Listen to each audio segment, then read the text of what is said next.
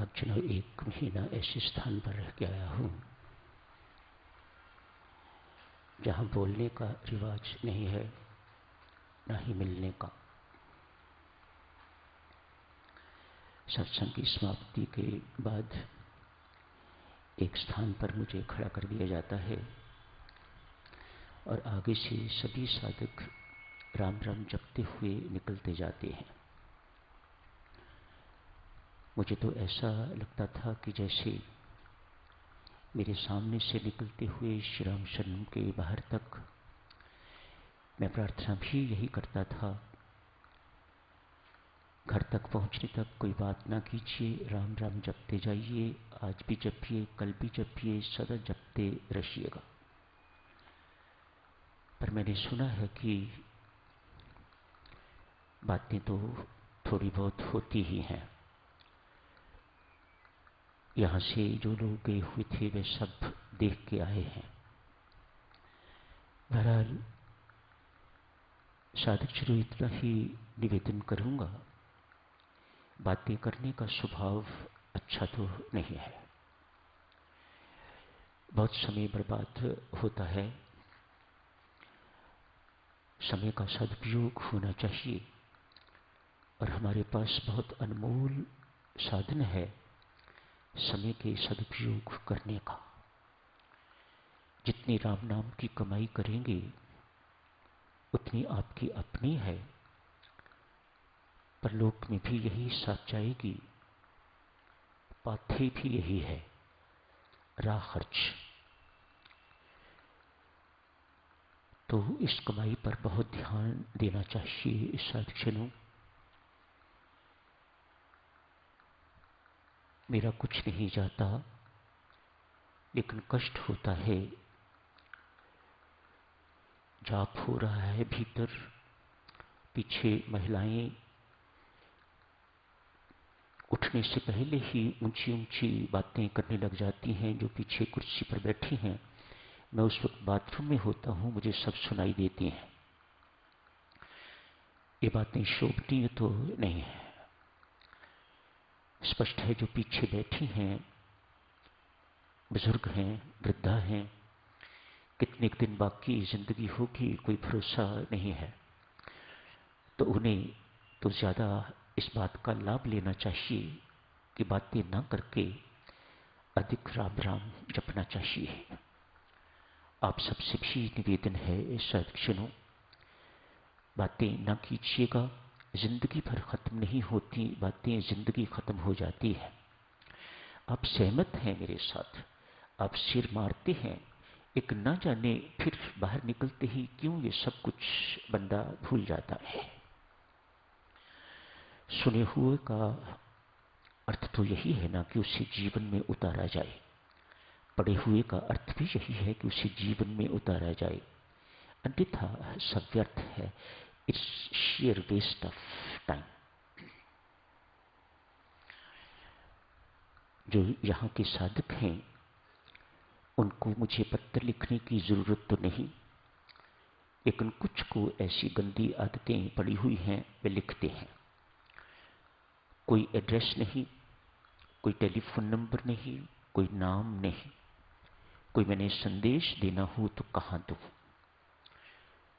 कोई मैंने पत्र पर कुछ लिख के भेजना हो तो कहाँ भेजूं। मेहरबानी करके इन सब बातों का भी ध्यान रखना चाहिए।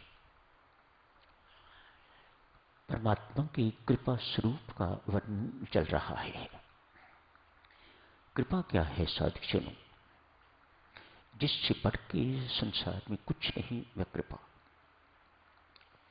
जो परमात्मा से भी बढ़ के है वह परमात्मा की कृपा।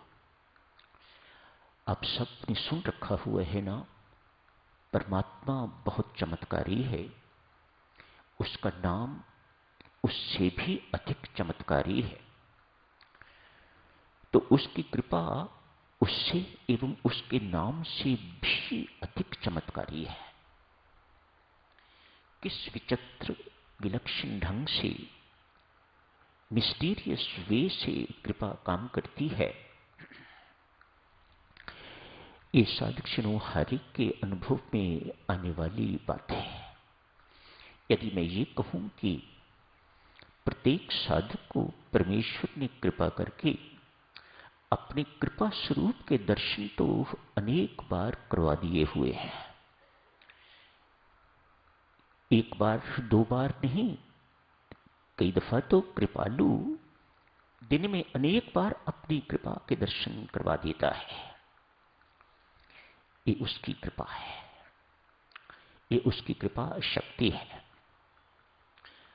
जो अनधिकारी को अधिकारी बना दे, अयोग्य को योग्य बना दे, असंभव को संभव बना दे। वह परमात्मा की कृपा, इससे बड़ा और कुछ नहीं है। आप सोच नहीं सकते अपना कल का जीवन किस प्रकार का था और आज का जीवन क्या से क्या बन गया, कितना उज्जवल बन गया, कितना उस जीवन में परिवर्तन आ गया।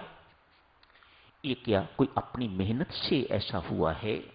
तनिक गंभीरता से सोच के देखना तो सहसा मुख से निकलेगा, वह परमात्मा तेरी कृपा अपरंपार है। ये तेरी कृपा का साक्षात प्रमाण है। ये सब कुछ तेरी कृपा से हुआ है। मैं कभी इस काम के योग्य नहीं था जो आज मुझे आपने बना दिया है।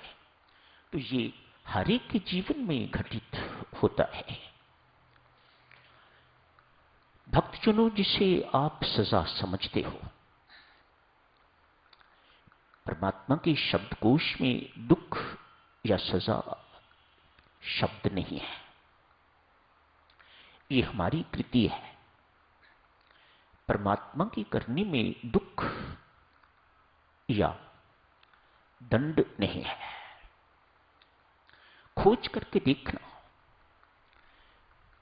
यदि आप ये मानते हो कि ये दुख उस द्वारा दिया हुआ है, ये दंड उस द्वारा दिया हुआ है, तनिक चिंतन मनन करके देखना, तो उसके दुख और दंड में भी परमात्मा की कृपा करुणा छिपी हुई है।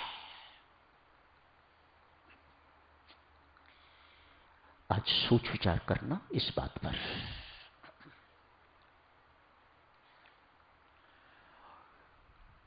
कमाई करो साधकजनों, खर्चा